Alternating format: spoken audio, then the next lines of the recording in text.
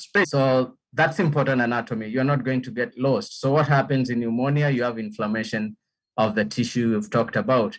There's a congestion. Depending on the phase of the pneumonia or the stage, there'll be a lot of congestion. There is edema. There is inflammatory debris.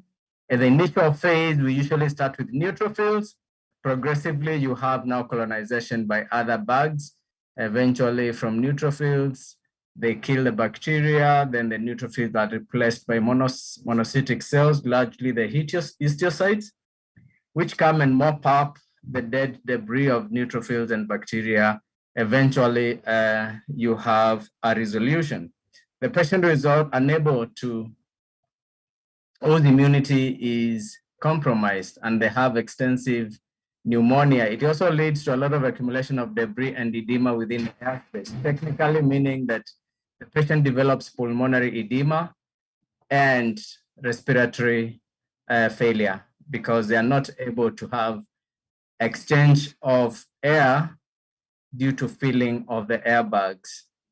Remember, there is a space within which there is gaseous exchange. So if it's filled with water, then there's no access of air into the terminal bronchi, in which case the patient is not going to be able to have gaseous exchange.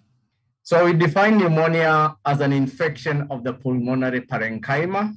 And the parenchyma here is the wall, together with the vessels, the lining cells, the lining, the capillary, the wall of the alveoli, the blood vessels involved, all that tissue in between the two alveolar spaces is a lung parenchyma.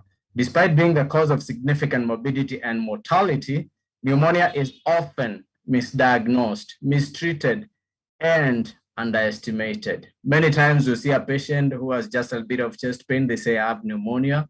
Pneumonia has classic clinical features as well as definitive diagnostic protocol and treatment. So it is important that you learn how to diagnose and manage pneumonia correctly.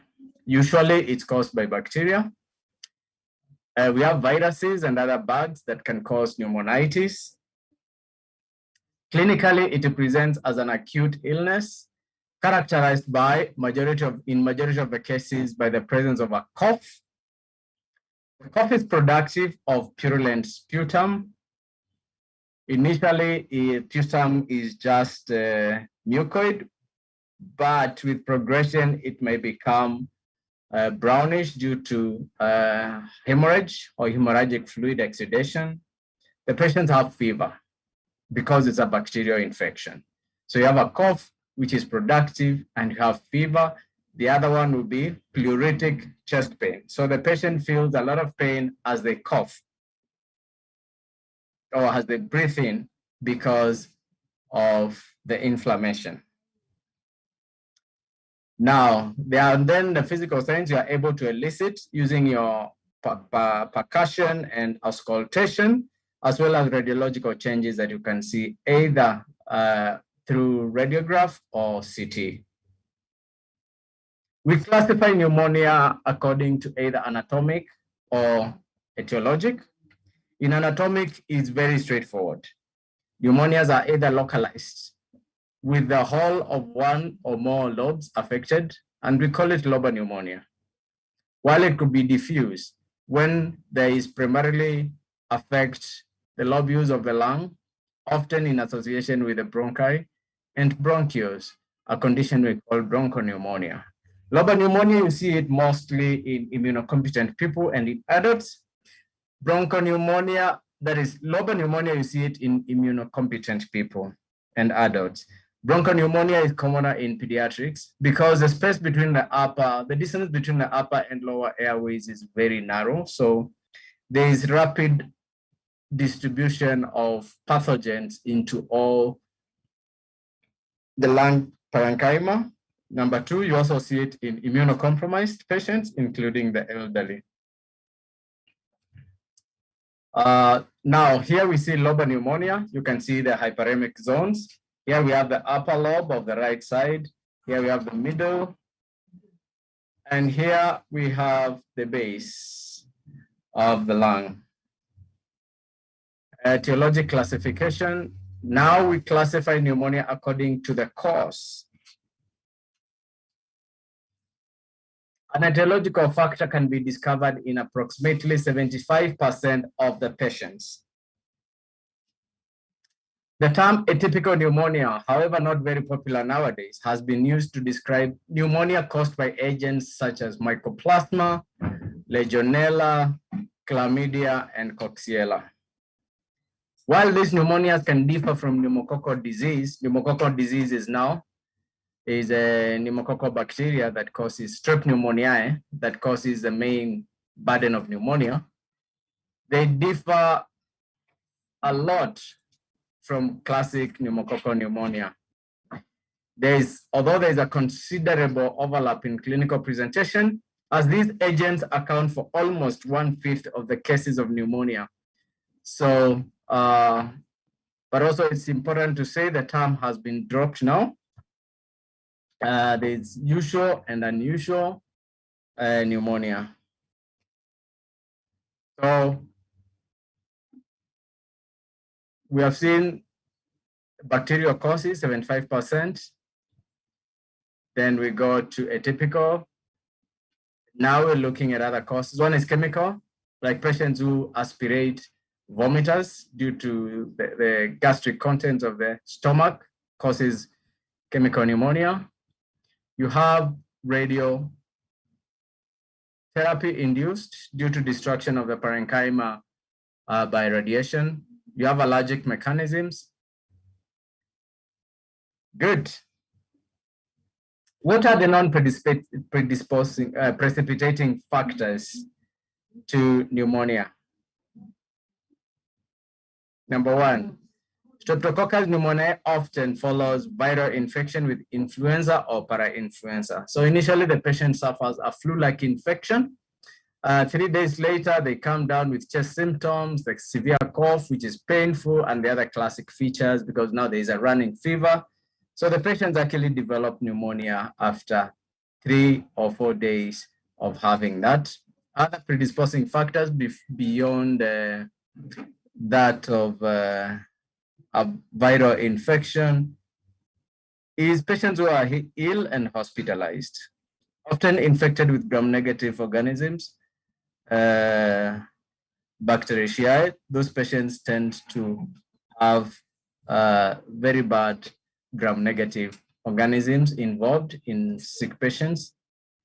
Cigarette smoking is the strongest independent risk factor for invasive pneumococcal disease. So smokers, usually they already have significant damage to the alveolar wall. So the moment they take, and even the bronchioles, the moment they get affected by pneumonia, they get very invasive disease. Alcohol excess, these patients are intoxicated. Their clearance mechanism, even cough reflexes have been impaired.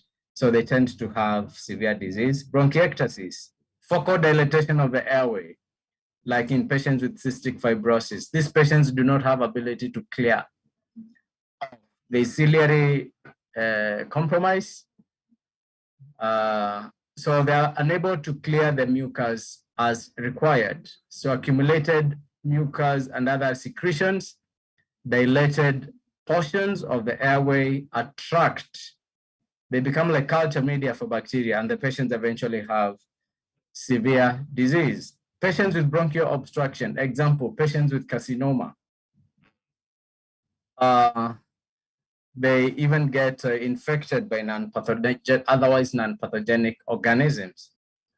Immunosuppression, AIDS, cytotoxic agent use, and these patients will have invasive organisms, including Pneumocystis carinii, Mycobacterium avium intracellular complex, and they also have viruses like the cytomegaloviral infection. Some of these are very toxic and deadly infections. Intravenous drug abuse, frequently associated with Staph aureus.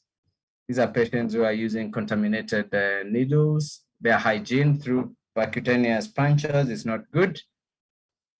Inhalation from esophageal obstruction, either patients who have congenital obstruction or tumors. There's a lot of danger of regurgitation with infection. Good. So that is etiology. We have classified it basically based on the anatomic and also etiologic. We have seen the predisposing factors to pneumonia, which are many, and you need to remember all that. And then we look at the detail of the pathology. So classic pneumonia evolves through a series of pathologic changes. The first one is the initial phase, which is the phase of edema and congestion.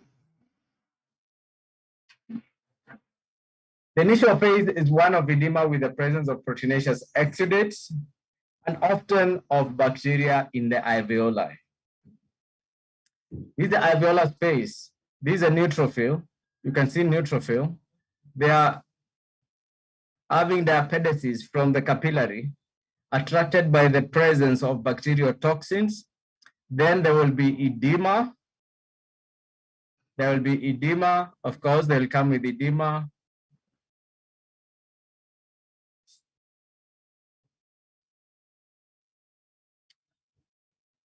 Basically, it's largely edema, increase in neutrophils, and presence of bacteria. That is phase one. This phase lasts about 24 hours. After that, we have red hepatization stage. And basically what happens again, the presence of there is a presence of erythrocytes in the cellular intra-alveolar exudate, which gives it the red color. But neutrophils are also present and are important from the standpoint of the host defense.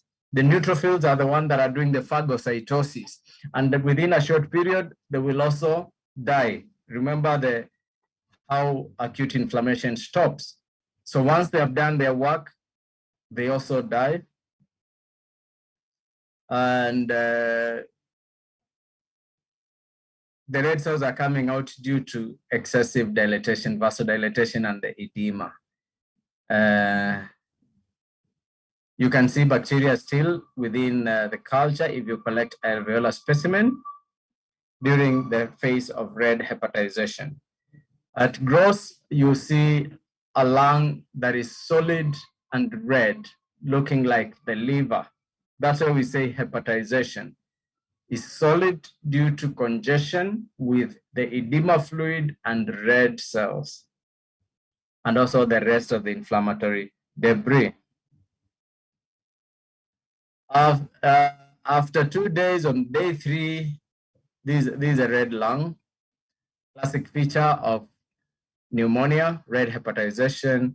And these are what we're seeing, the polyphonuclear leukocytes, the red cells, the edema fluid, yes. And also the congestion of the vessels around it's significant.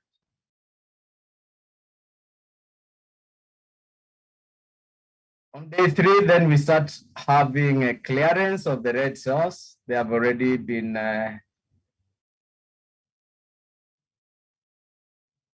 is preparing for clearing of the red cells. No more new erythrocytes are extravasating. The bacteria have been phagocytosed by the neutrophils. The neutrophils have undergone fragmentation. Then we have a new entry, which is mainly now we start getting preparation for clearance of the debris.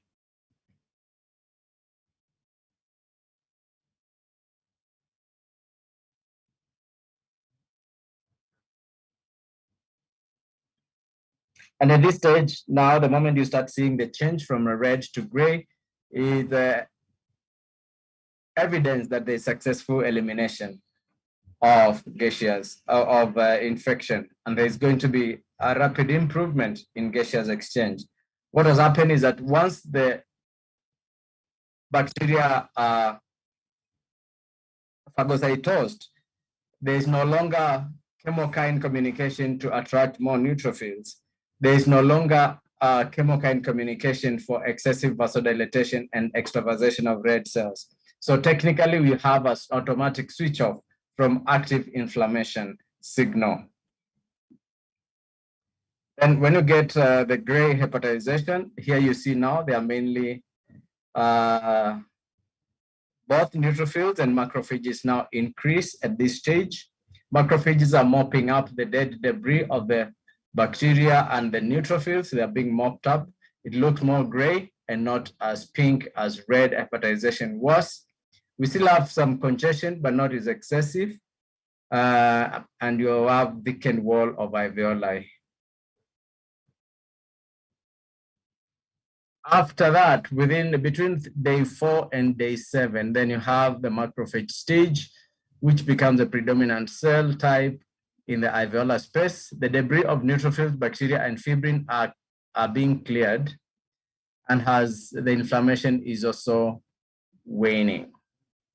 This pattern has been described best for pneumococcal pneumonia and may not apply for other atypical or chemical pneumonias. So this classic 4-stage, beginning from congestion to red hepatization, gray hepatization, and resolution, is very classic for pneumococcal pneumonia or strep pneumoniae.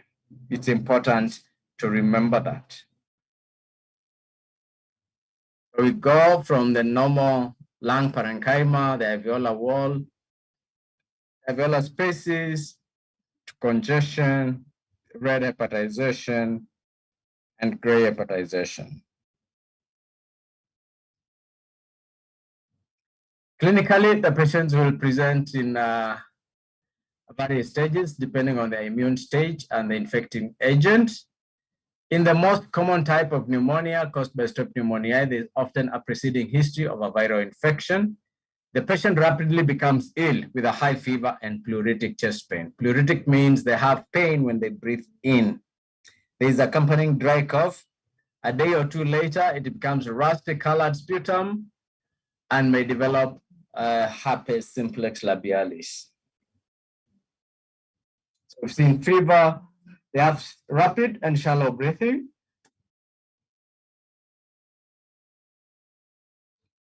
On the affected side of the chest in lobar pneumonia, will have shallow movement because of pain, and also because it cannot expand more. It's consolidated, so it cannot expand. And signs of consolidation may be present together with a pleural rub.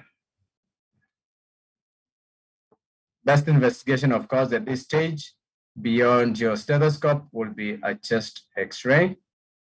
Laboratory, if you can get good quality sputum, then you do gram stain and culture to be able to identify the organisms. The sensitivity and specificity of the sputums, gram stain, and culture are highly variable, even in cases of proven bacteremia. The yield of positive cultures from sputum samples is about 50%. So many people do not bother if the center is not specialized in good quality collection of samples, like in bronchoscopy. Blood culture.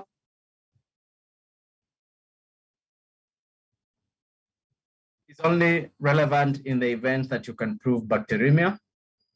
Antigen tests, 2 commercially available tests, pneumococcal and certain Legionella species antigens in urine.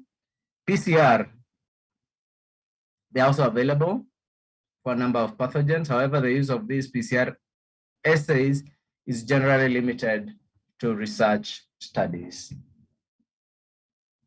Other types of pneumonia. Mycoplasma. Mycoplasma pneumonia is relatively common and often occurs in patients in their teens and 20s.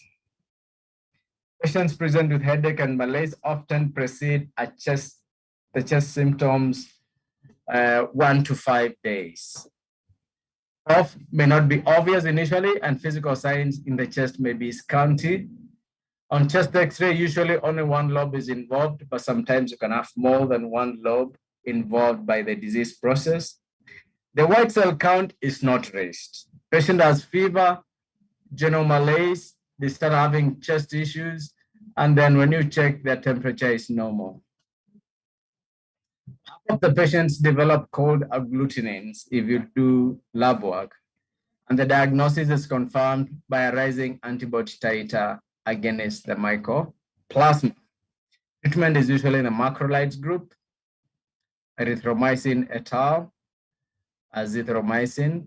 Lung abscesses and pleural effusions usually are rare. So the patients, once started on treatment, they recover promptly. Viral pneumonia. Primary viral pneumonia is uncommon in adults. Influenza A virus or adenovirus infection being the most common. Usually viral infections of the respiratory system predisposes the patients to bacterial pneumonia. Influenza A normally does not affect humans, but recently has been transmitted from fowls, the avian flu, crossing the species barrier. Patients present with fever, breathlessness, cough, and diarrhea. Lymphopenia and thrombocytopenia are present, and pulmonary infiltrations are seen on chest X-ray. The mortality is high. I think at this stage, we should also be able to mention COVID-19 pneumonia. Patients deteriorate once there is setup of viremia. Patients develop key things: severe congestion with microcapillary thrombosis, excessive congestion and hemorrhage into the alveolar spaces, severe fluid accumulation, which is pulmonary edema. And the patients, they could be okay before as they go to rest. And in the morning, you find the patient basically cannot breathe. The mortality we have seen, it's very high. AEMOPHILUS influenza. H influenza is a frequent cause of exacerbation of chronic bronchitis and can cause pneumonia in patients with chronic obstructive pulmonary disease. The pneumonia can be diffuse or confined to one lobe. There are all no special features, however, it responds well to treatment. During our days, we used to use a chloramphenicol. I think now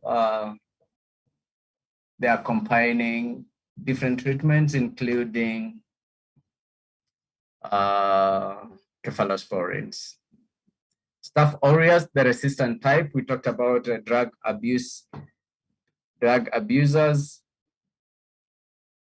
Usually also it's preceded by an influenza viral illness. The infection starts in the bronchi, leading to patchy areas of consolidation in one or more lobes, which easily break down to form abscesses. So when we see abscesses within the lung parenchyma, then we know we are dealing with Staph aureus as one of the etiologies.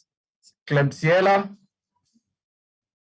Pneumonia due to Klebsiella usually occurs in elderly people with a history of heart or lung disease, patients with diabetes, and also alcoholics.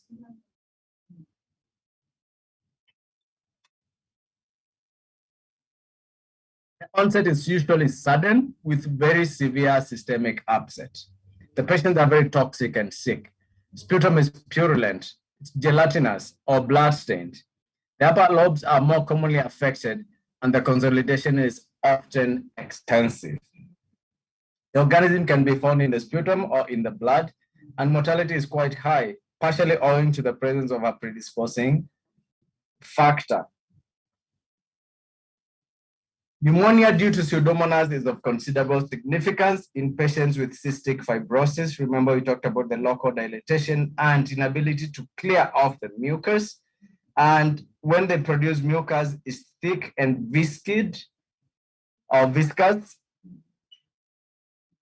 It correlates with the worsening clinical condition and mortality. It is also seen in patients with neutropenia following cytotoxic chemotherapy. Pseudomonas. So we have seen the etiology, we have seen the morphology. Now we can discuss the complications. The treatment you already know or you're going to discuss in internal medicine. Lung abscess. This term is used to describe severe localized suppuration in the lung associated with cavity formation, which can be visualized on the X-ray. And it has a fluid level when you look at it at the X-ray. Abscesses may form during the course of specific pneumonia, particularly when an infecting agent is Staph aureus or Klebsiella pneumoniae, as we have seen. Septic emboli, usually due to staph, results in multiple lung abscesses. So the septic emboli, which is spreading from one part of the lung to the other. Infected areas of lung occasionally cavitate and rarely become infected.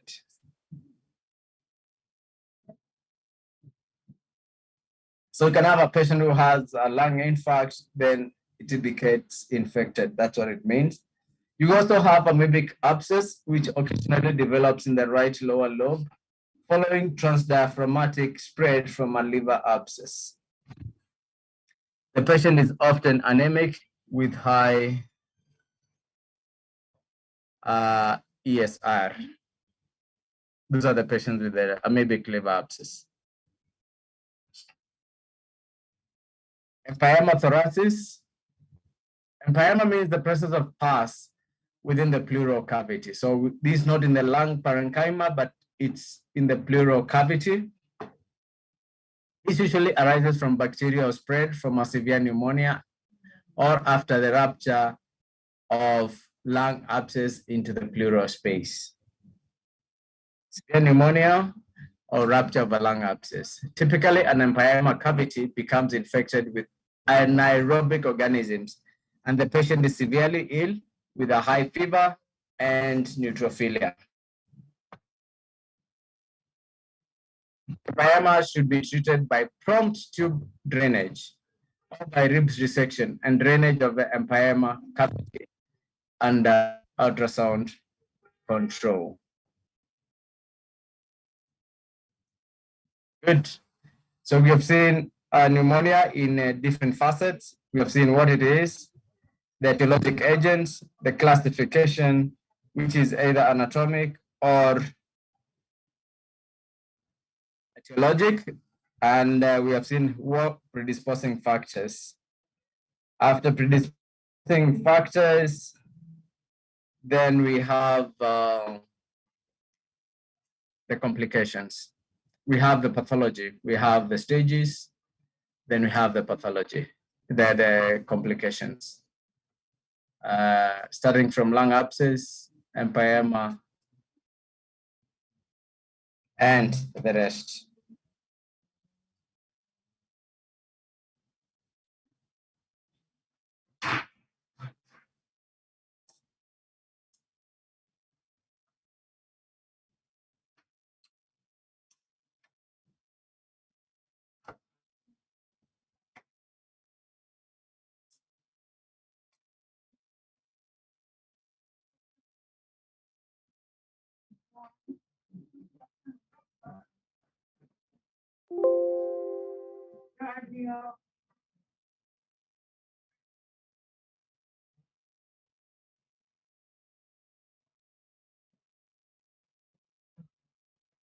So now we are going to discuss pathology of TB. It's very different from pathology of pneumonia, but the things might start the same way.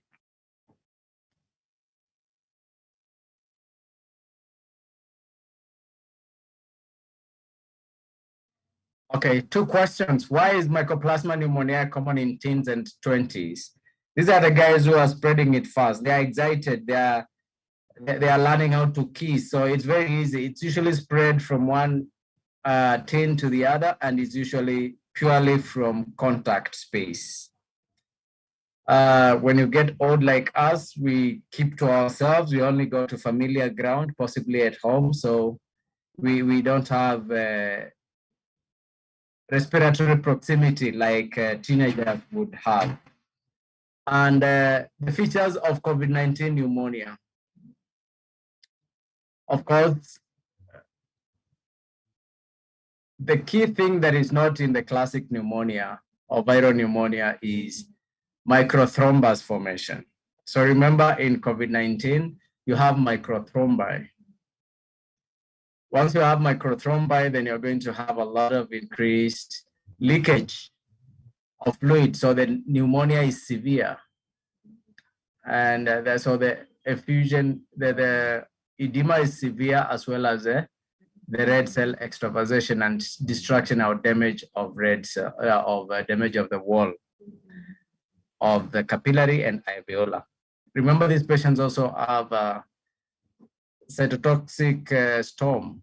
So there's a lot of pro-inflammatory factors released. So the patients have a lot of lung inflammation and as well as other tissues. And in that way, you are going to have just a more severe type of pneumonia. Thank you. The questions are very relevant.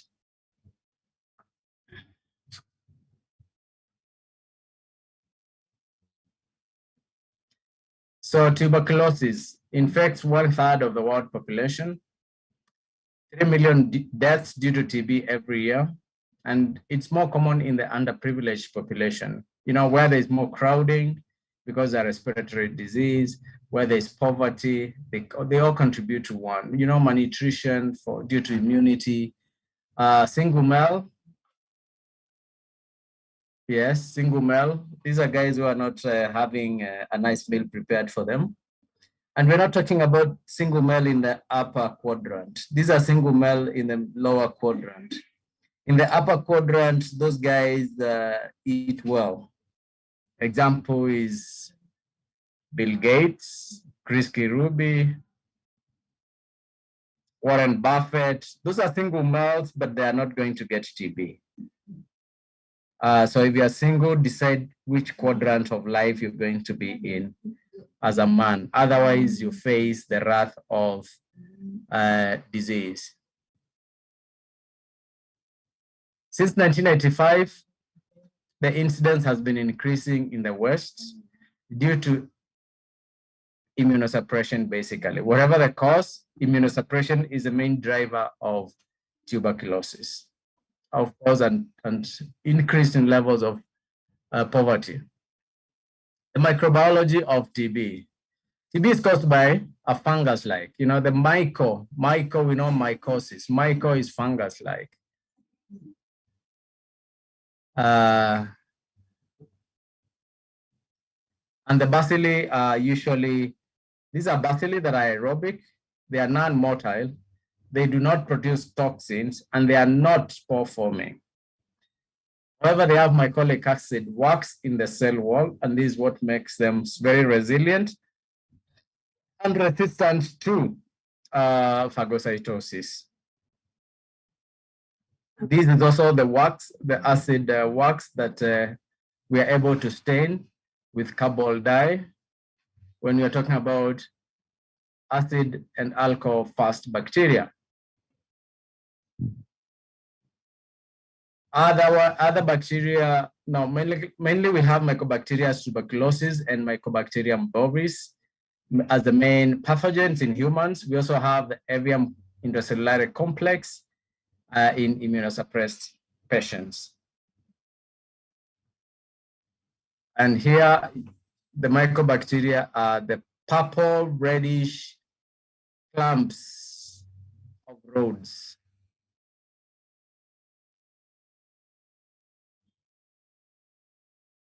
These are the pockets of mycobacteria.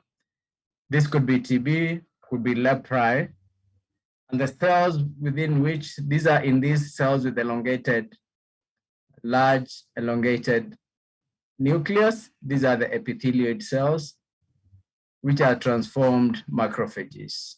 Bean-shaped nucleus here.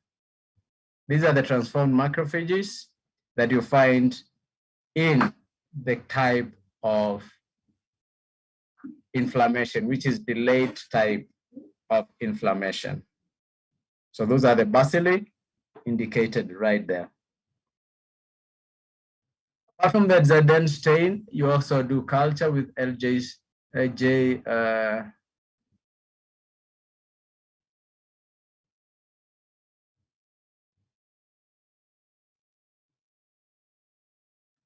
and it's a slant mechanism, and the colonies form and they have this morphology.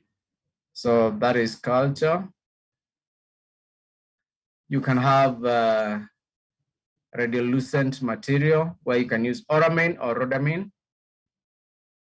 and examine sputum and be able to identify them under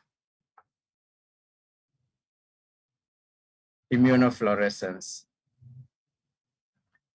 Pathogenesis. TB is a type 4 hypersensitivity reaction, so it's T cell dependent, and T helper macrophages, and eventually we have granuloma forming. Macrophages, once they're activated, they transform, they become larger and epithelioid-like. We call them epithelioid cells. The bacilli can remain viable inside macrophages because of the protection by the mycolic acid wax coat.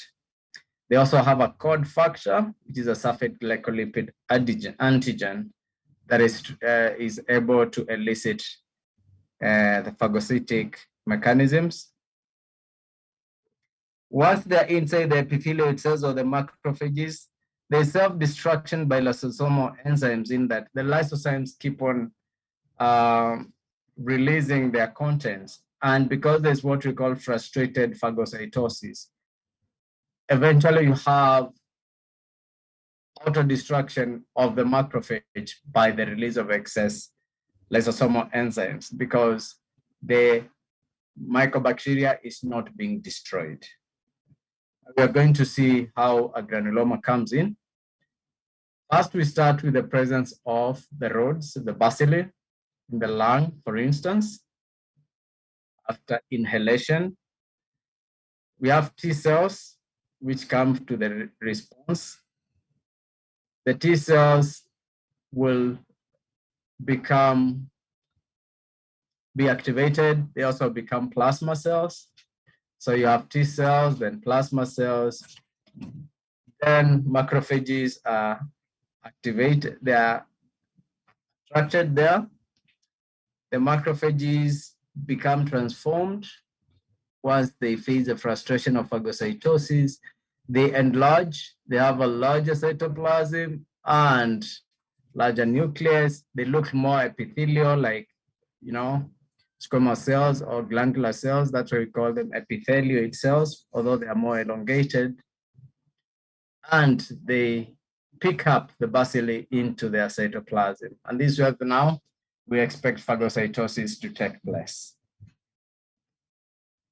Moving on, you have an increase in more.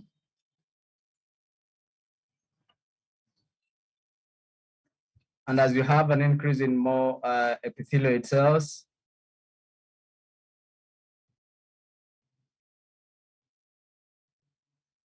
there's more frustration, phagocytosis. There's still multiplication of the bags because we are unable to properly fill the bags. Centrally, you develop this kind of necrosis because there's bursting at the center. There's bursting of the macrophages, they still release. So eventually you have what you call caseous necrosis. So then death of the cells at the center. Coalition of the histiocytes.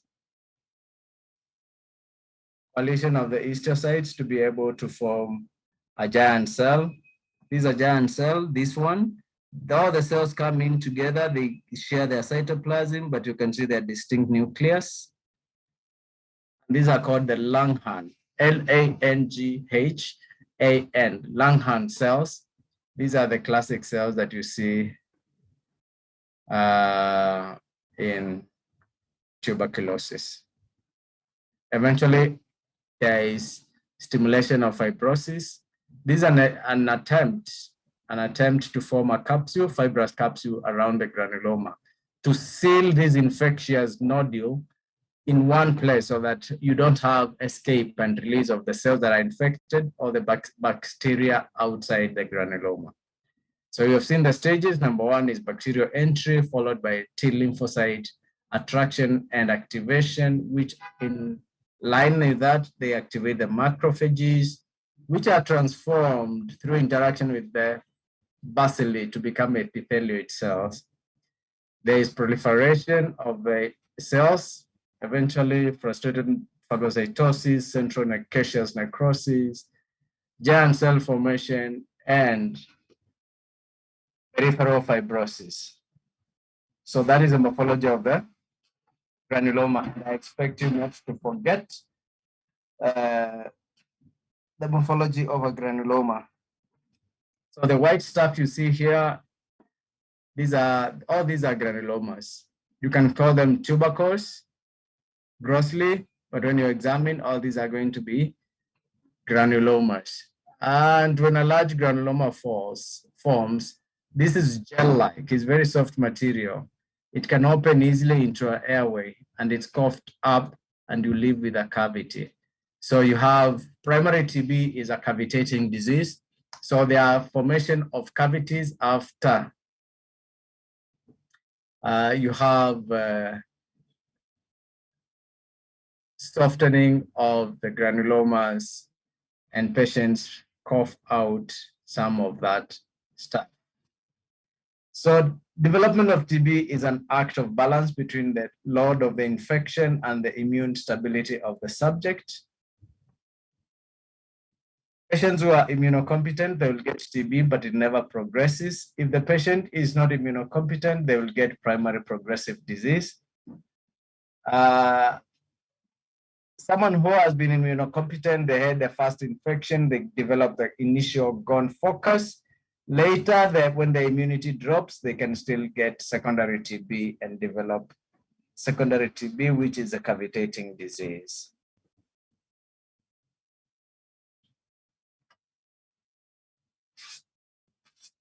So morphology, again, this lung tissue, you can see the alveoli.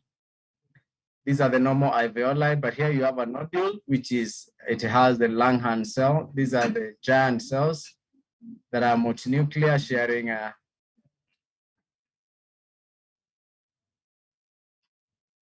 cytoplasm. This is another giant cell, and another one. So that's a nodule. This is fibrosis around it. This is another granuloma. So that's the way they look. So we look at difference between primary and secondary tuberculosis. So primary TB usually affects non-immunized individuals.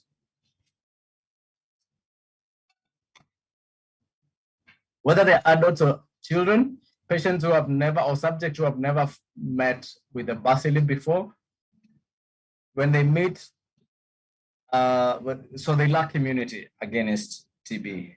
So when they get infected, usually they can develop this. The lesions are usually subpleural zone of the lung,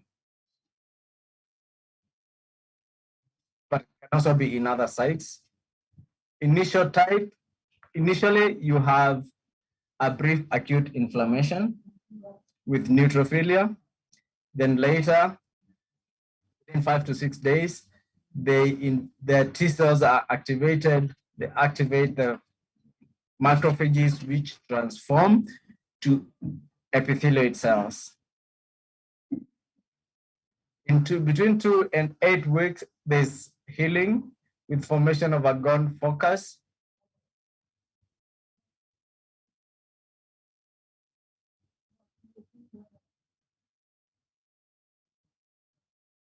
The antigens may stimulate the nearby lymph node, which may also have granulomatous changes. And when you combine the Ghon focus, which is peripheral, and the hilar node, which is central, you're going then to have what we call a Ghon complex. Due to fibrosis around these granulomas, you are not going to, and the immunity of the patient being apt and able to phagocytose as much as possible, the disease is arrested at this stage. The disease will be arrested at this stage. The patient has developed immunity, and when you take a MAM2 test, it's going to be. This is the Ghon focus, which is a peripheral lesion. This is a central node.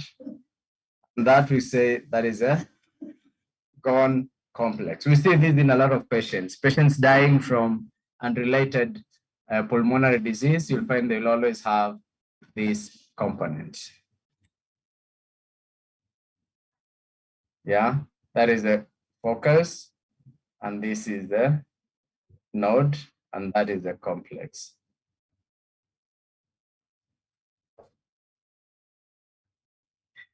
In non-immunized individuals, however, the disease can be self-limited just at the level of the primary complex.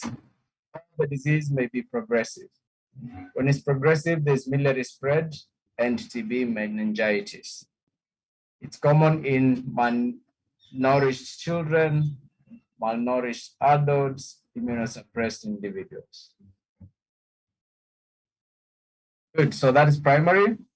And primary, we see it can be self-limited disease in majority of immunocompetent, but in the immunosuppressed, then you're going to get progressive disease. Secondary tuberculosis.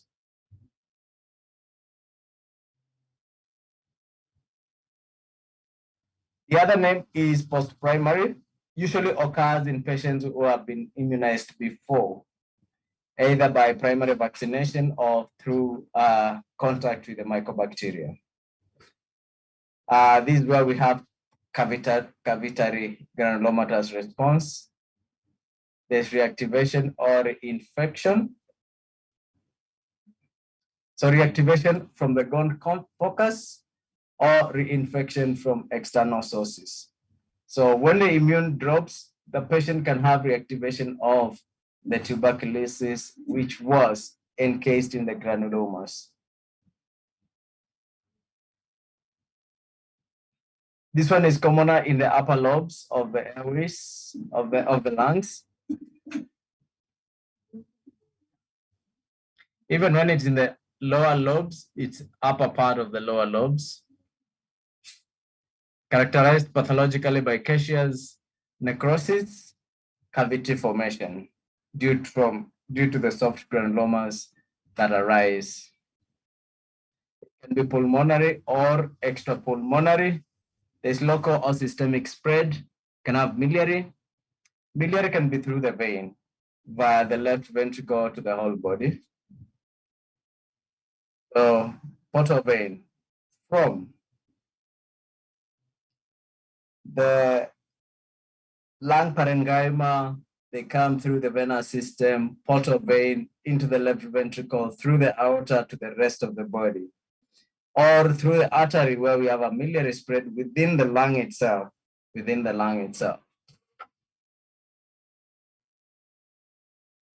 reactivation occurs in 10 to 15% of the patients, most commonly males. 30 to 50, we talked about the predisposition. Slowly progressive disease, it takes several months to be able to pick up.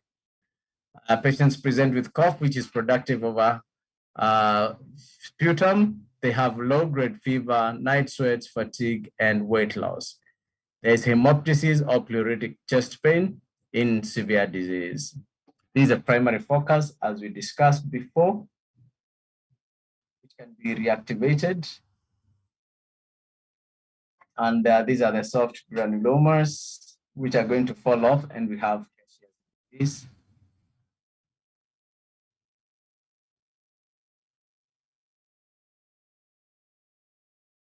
Miliary TB means millet-like, and this is where you have the many whitish tubercles because of widespread disease through arterial system in the lung.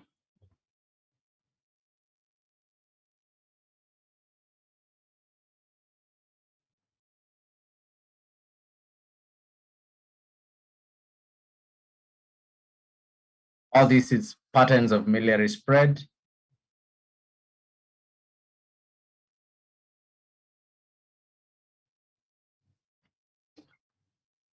When soft tissue, when this soft granuloma breaks up, it can be coughed up through the bronchiole and form a cavity. That's where we have cavitary tuberculosis. Usually we said it's in secondary tuberculosis. And cavity formation arises from typical large granulomas. That's on an X-ray. You can see the area that looks like a granuloma, but more or less here, you see a very dark zone, which means there's a cavity right there.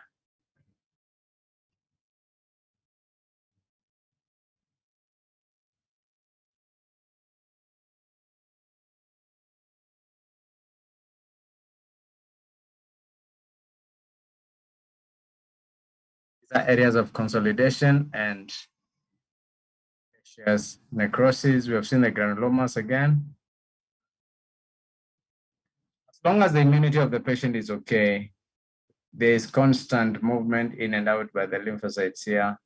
They keep abreast with the antigenicity and stimulating the macrophages and making sure that there's no spread of the disease from that pocket. But if the immunity falls, then you're going to have less activation, and soon the bacilli will find their life outside. We do have, this is a central caseous necrosis, and this is a cellular zone where you have the pale cells which are activated epithelial cells.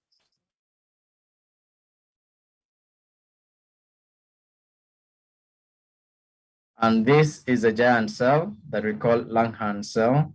We call it the horseshoe shape, the central caseous necrosis. And this is a Langhorne cell, which is a giant cell formed by several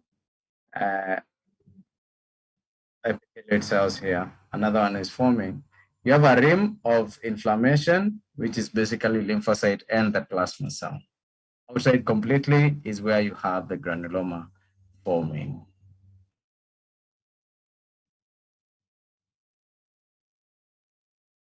And this is the GIT.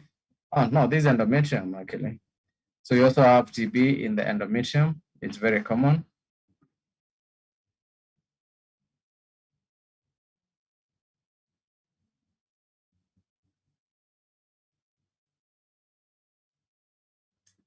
This is miliary spread. This is the involvement of GIT.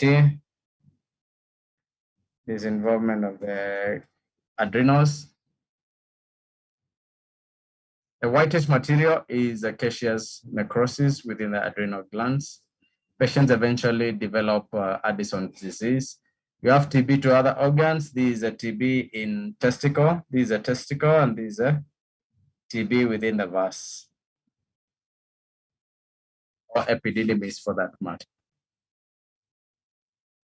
Yeah, there you have the spleen, and on top of it, you have TB peritonitis.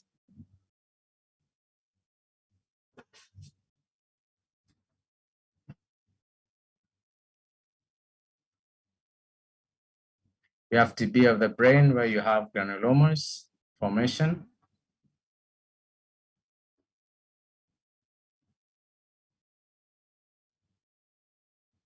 This is a prostate. You can see the whitish granulomas. TB spine, Pott's disease. You can see destruction of the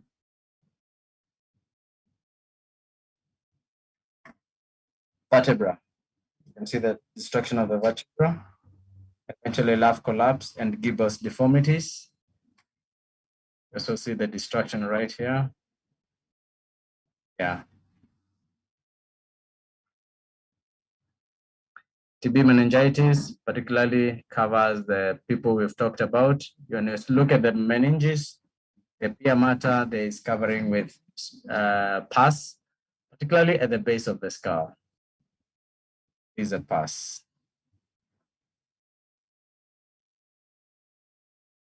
How do we diagnose TB?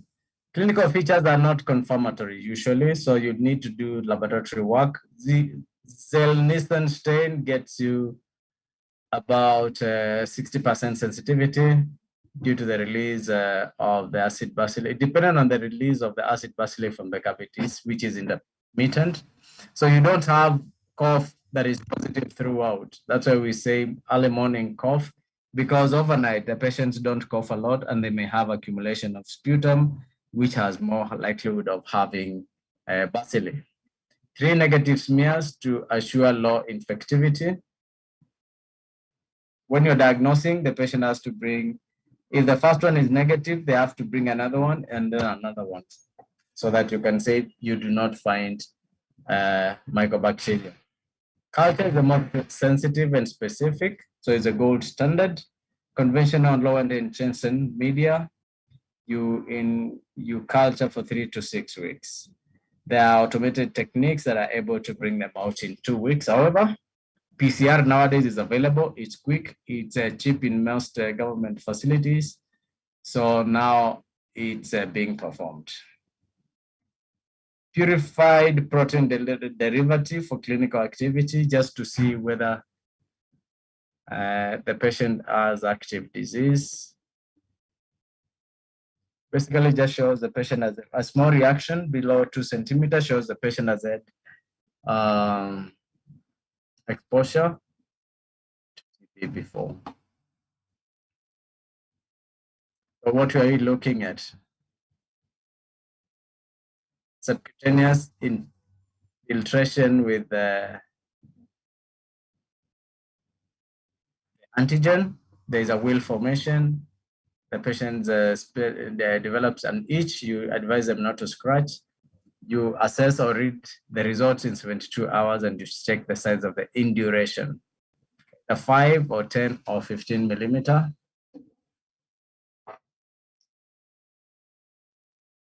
If you check the measurement in less than 72 hours, it's not diagnostic. Yes. Then you can report the findings in 2 to 4 weeks.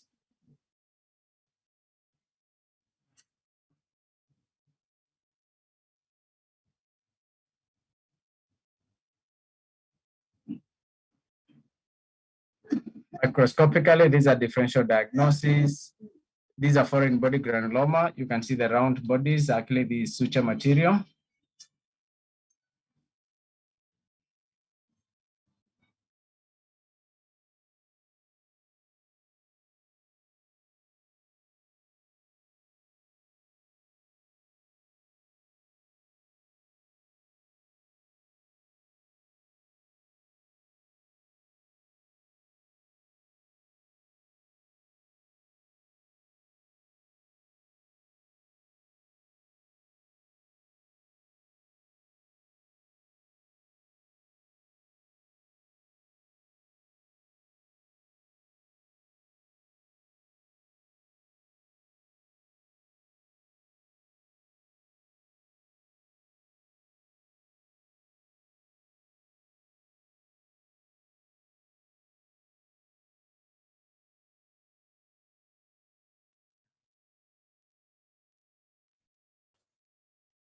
So you're going to look at the other differential diagnosis for granulomatous inflammation.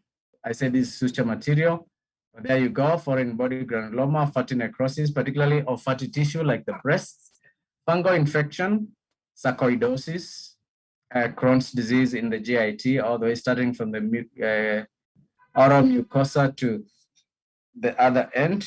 All those are causes of granulomatous inflammation. So in conclusion, what have we said? TB is caused by a chronic mycobacterial infection. Clinically, patients present with weight loss, low-grade fever, night sweats, and lung manifestations. So they have a chronic cough. It's commonest, it's quite a fatal infection in the world. Chest X-ray has typical diagnostic features depending on the stage. Usually affects the apices, and you need to be able to take a chest X-ray, particularly in patients who have AIDS and they are coughing. Predisposition is immunosuppression. It's a disease also that affects mainly the disadvantaged in the society, including single men. 2 forms. We have the primary, which can be primary limited, or primary progressive. This primary affecting patients who have never had exposure before. Secondary is TB arising in a patient that has had exposure before, and now they have a degeneration or deterioration of their immune status. TB can be pulmonary, which is what we've discussed now. It can be extrapulmonary due to miliary spread, or primarily can be arising from GIT, particularly Mycobacterium bovis, which you can take from milk, bovines. Yes, can be miliary. Diagnosis usually wants to demonstrate positivity of the acid-fast bacteria through Zeden stain and proof that the patient is actually infectious by isolation of those bacteria from sputum. And if they are positive, then they have to be isolated and put on treatment until there's evidence that these patients are not infectious.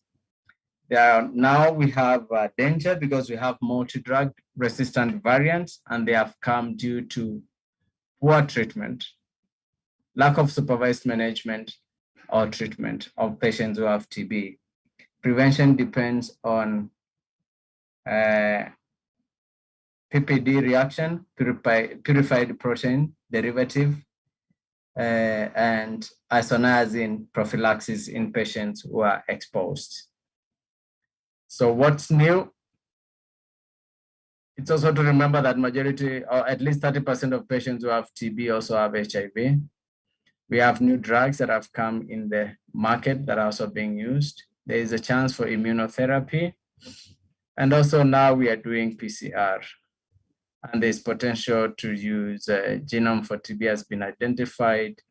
There's potential now to develop vaccines and other better tests.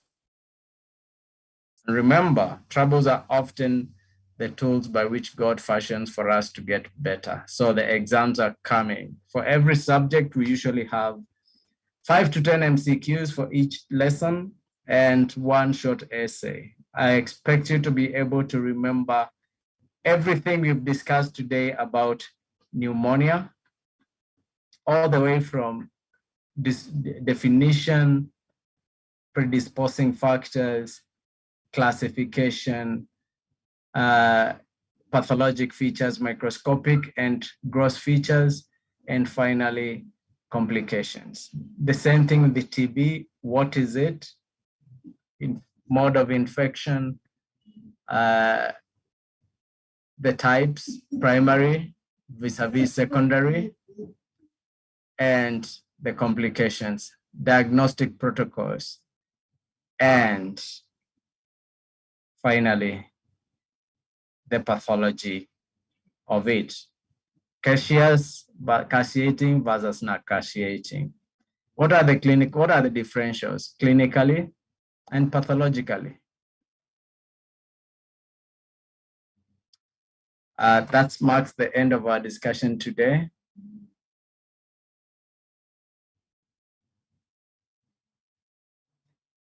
The first question is, why does cavitation commonly occur at the apical lobes in secondary TB?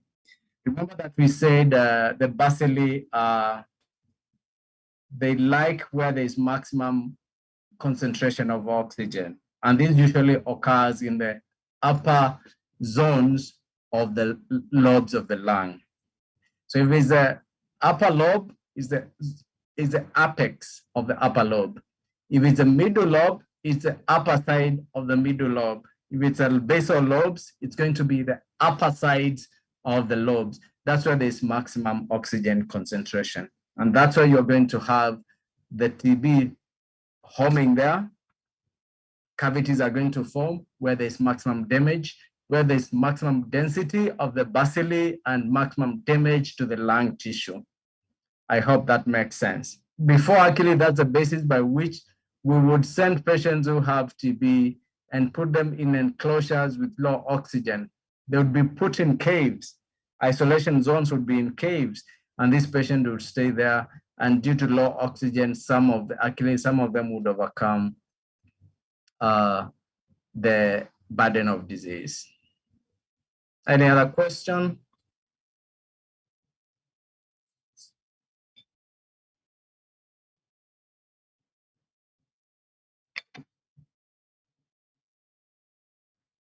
Okay, thank you very much. Thank you for your patience.